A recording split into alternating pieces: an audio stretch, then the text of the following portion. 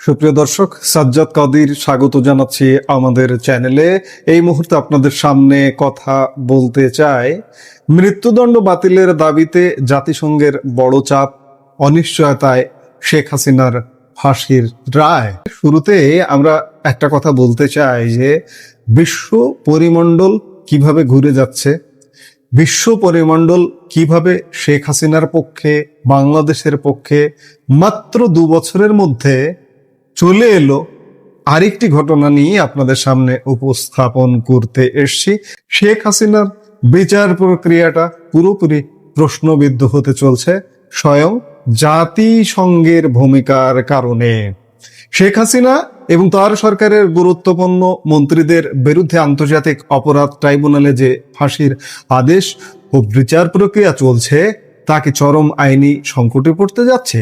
জাতিসংঘ কেন বাংলাদেশ সরকারকে তথ্য ও সাক্ষীদের নাম দিতে সরাসরি অস্বীকার করলো? তবে কি অন্তর্বর্তীকালীন সরকারের ধারাবাহিকতায় বিএনপি সরকার এক বিরাট আইনি ফাঁদে জড়িয়ে পড়লো? বাংলাদেশের রাজনীতিতে চরম উত্তাপ ছড়ানো এই স্পর্শকাতর বিষয়ের পুঙ্খানুপুঙ্খ বিশ্লেষণ নিয়ে এই মুহূর্তেই আপনাদের সামনে কথা বলতে চাই। দর্শক, বাংলাদেশের রাজনীতি ও বিচারাঙ্গনে এক নজিরবিহীন আইনি ও কৌশলগত সংকট তৈরি হয়েছে।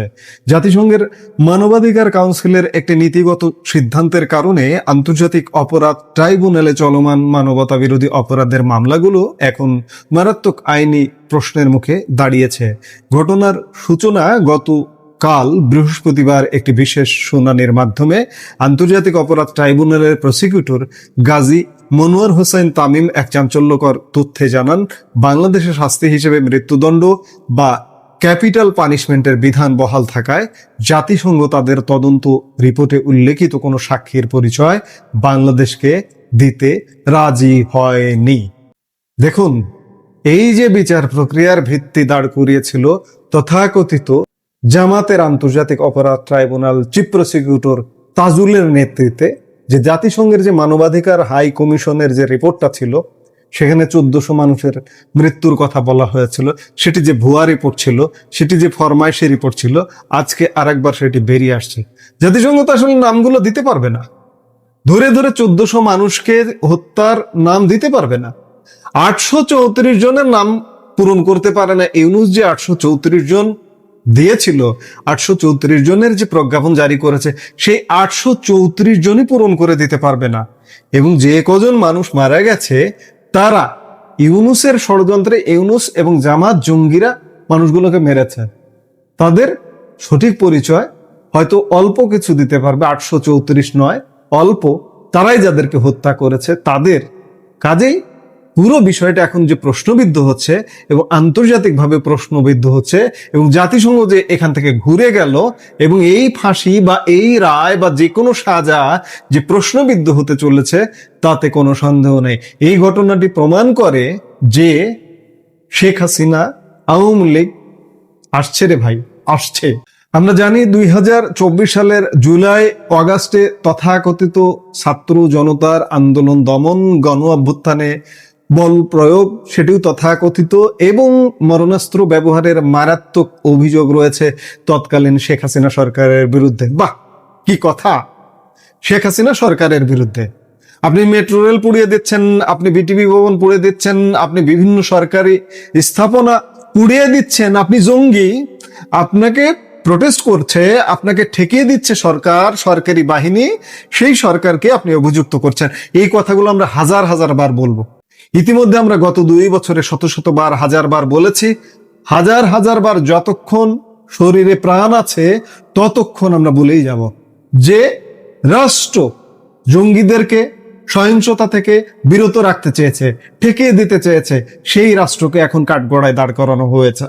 তথাকথিত এই অভ্যুত্থানের পর ডক্টর মোহাম্মদ ইউনূসের নেতৃত্বাধীন অন্তর্বর্তীকালীন সরকারের আহ্বানে জাতিসংঘের মানবাধিকার কাউন্সিল একটি বিশেষ প্রতিনিধি দল বাংলাদেশে পাঠিয়েছিল।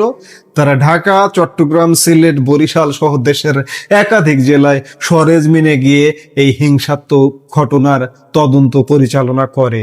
জাতিসংঘের সেই দলটি গণ অভ্যুত্থানের প্রত্যক্ষদর্শী ও প্রশাসনের অভ্যন্তরীণ গুরুত্বপূর্ণ ব্যক্তি মিলিয়ে মোট 230 জন বেসামরিক নাগরিক ও 36 জন সরকারি কর্মকর্তার বক্তব্য নথিভুক্ত করে।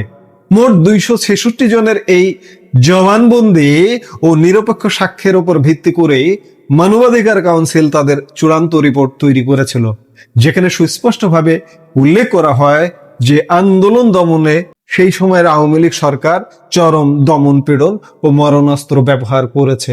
ফরমায়েশি রিপোর্টে উল্লেখ করেছিল জাতিসংঘের মানবাধিকার হাই কমিশন।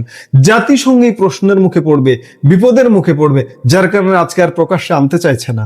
কিন্তু এই আইনি প্রক্রিয়ার মূল নিয়ম হলো আসামির পক্ষে ন্যায় বিচার বা ফেয়ার ট্রায়াল নিশ্চিত করতে হলে ট্রাইব্যুনালে তদন্তকারী প্রতিবেদনের সাক্ষীদের জেরা বা ক্রস এক্সামিনেশন করার সুযোগ দিতে হয়। প্রসিকিউশন পক্ষ জাতিসংঘ মানবাধিকার কমিশনে এই আন্তর্জাতিক রিপোর্টকে প্রধান অস্ত্র বা প্রমাণ হিসেবে আদালতে ব্যবহার করতে চেয়েছিল। সেই সময়ের তাজুলের যে ঢাকঢোল পিটানো আপনারা দেখেছেন।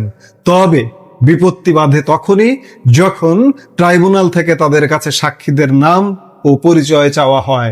জাতিসংঘের মানবাধিকার কাউন্সিল সাফ জানিয়ে দিয়েছে, আন্তর্জাতিক মানবাধিকার আইন অনুযায়ী তারা মৃত্যুদণ্ডের বিরোধী। তাই বাংলাদেশে যতদিন সর্বোচ্চ সাজা হিসেবে মৃত্যুদণ্ডের বিধান বহাল থাকবে, ততদিন তারা এমন কোনো সহযোগিতা করবে না যার ফলে কারো মৃত্যুদণ্ড হতে পারে। ফলে জাতিসংঘের সংগৃহীত সাক্ষীদের নাম প্রকাশ করতে বা তাদেরকে ট্রাইব্যুনালে হাজির করতে বাংলাদেশ সরকার সম্পূর্ণ ব্যর্থ হচ্ছে। আন্তর্জাতিক অপরাধ ট্রাইব্যুনাল ইতিমধ্যেই সাবেক প্রধানমন্ত্রী শেখ হাসিনা এবং তার মন্ত্রিসভার স্বরাষ্ট্রমন্ত্রী আসাদুজ্জামান খান কামালকে অন্য একটি মামলায় মৃত্যুদণ্ডের আদেশ দিয়েছে। এছাড়া তাদের বিরুদ্ধে একই ধরনের একাধিক গুরুতর মামলা বর্তমানে বিচার প্রক্রিয়ার অধীনে রয়েছে। কিন্তু আইনি বিশ্লেষকরা মনে করছেন, পূর্ববর্তী মামলাগুলোতেও যেহেতু জাতিসংঘের মানবাধিকার কাউন্সিলের প্রতিবেদনকে প্রাথমিক সত্যতার প্রমাণ হিসেবে ব্যবহার করা হয়েছে, তাই এখন আন্তর্জাতিক মানবাধিকার কমিশনের আন্তর্জাতিক নিরপেক্ষতা এবং সাক্ষীদের জেরা না করতে পারার আইনি দুর্বলতার সুযোগ নেবেন আসামি পক্ষের আইনজীবীরা।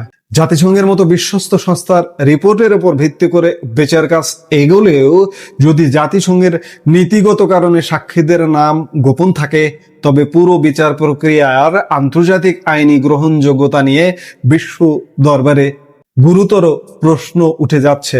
বাংলাদেশ ও ভারতের রাজনৈতিক প্রেক্ষাপটে এই আন্তর্জাতিক মোড় অত্যন্ত তাৎপর্যপূর্ণ। আন্তর্জাতিক মহল, বিশেষ করে জাতিসংঘ, যেখানে স্পষ্ট বার্তা দিচ্ছে যে বিচারের মাধ্যমে বিচারিক হত্যা বা মৃত্যুদণ্ড দেওয়া যাবে না, সেখানে ট্রাইব্যুনাল কিভাবে বিচারিক ভারসাম্য রক্ষা করবে তা বড় চ্যালেঞ্জের মুখোমুখি। একদিকে তথাকথিত জুলাই বিপ্লবের তথাকথিত শহীদ পরিবার ও আন্দোলনকারীদের তীব্র দাবি শেখ হাসিনা সহ দোষীদের কঠোরতম শাস্তি অর্থাৎ মৃত্যুদণ্ড নিশ্চিত করা। অন্যদিকে জাতিসংঘ এবং আন্তর্জাতিক সম্প্রদায়ের নীতিগত শর্ত হলো মৃত্যুদণ্ড যেখানে আছে সেখানে তথ্য দেওয়া যাবে না। এর ফলে বর্তমান বিএনপি সরকার উভয়মুখী চাপে পড়েছে। জাতিসংঘের প্রমাণ ব্যবহার করতে না পারলে ট্রাইব্যুনালের রায়ের বিশ্বব্যাপী গ্রহণযোগ্যতা চরম সংকটে পড়বে, ইতিমধ্যে পড়ে গেছে। আবার মৃত্যুদণ্ডের বিধান বাদ দিতে গেলে দেশের অভ্যন্তরীণ, বিশেষ করে জঙ্গি রাজনীতিতে তৈরি হতে পারে এক তীব্র ক্ষোভ। সব মিলিয়ে জাতিসংঘের এই অবস্থান শেখ হাসিনা এবং তার দলের শীর্ষ নেতাদের বিরুদ্ধে চলমান বিচার প্রক্রিয়াকে এক বড় আইনি বেড়াজালে বন্দী করে ফেলল। বাংলাদেশ সরকার কি এখন তাদের আইনে সংশোধন এনে মৃত্যুদণ্ডের বিধান শিথিল করবে, নাকি জাতিসংঘের এই প্রমাণ ছাড়াই বিকল্প আইনি পথে হেঁটে বিচার পরিচালনা করবে? এটাই এখন বাংলাদেশ ও দক্ষিণ এশিয়ার ভূ রাজনীতির সবচেয়ে বড় আলোচনার বিষয়। এই মুহূর্তের ভিডিও থেকে বিদায় নিতে চাইছি। দেখা হবে পরবর্তী ভিডিওতে। সে পর্যন্ত ভালো থাকুন, সুস্থ থাকুন। আমাদের ভিডিওগুলো নিয়মিত পেতে সাবস্ক্রাইব করুন সাজ্জাদ কাদির ইউটিউব চ্যানেল এবং লাইক, কমেন্ট, শেয়ার করে সাথে থাকুন।